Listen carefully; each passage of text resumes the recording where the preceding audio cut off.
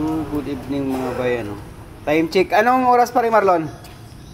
7:56 na. 7:56 na ng gabi. Tinapos na namin itong ginawa namin kanina. Kaya na siya. Napalitan na namin ng trunyon. Tapos kabayo kung tawagin sa iba. Yung bogie pin niya hindi na namin pinalitan. Okay pa naman yung bogie pin niya eh. Nakalo kanina putol dahil bumuka na tong kabayo niya. Yung tinatawag na trunyon. Tapos surrender na yung mga driver penante nito. Ayan oh, para ng kabayong buwang. Oh. Ito yung mas maganda. Idol ako nito. Itong kumpare ko. Ayan oh.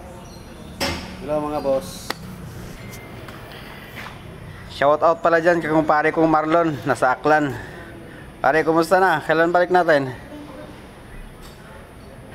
Ito pala mga bayo yung pinalitan namin kanina. Yan. Tapos yung gulong niyan bukas na namin ikabit. Wala, nagsiayawan na sila. Maliligpitan pa. Ang dami pang ligpitin no? Yan. Mayroon pa nga si Tilin doon. Ayun, si Tilin pala dong. Pasok natin. Anak, kung tinapay mo talaga oh. Di ba bukas na lang uli.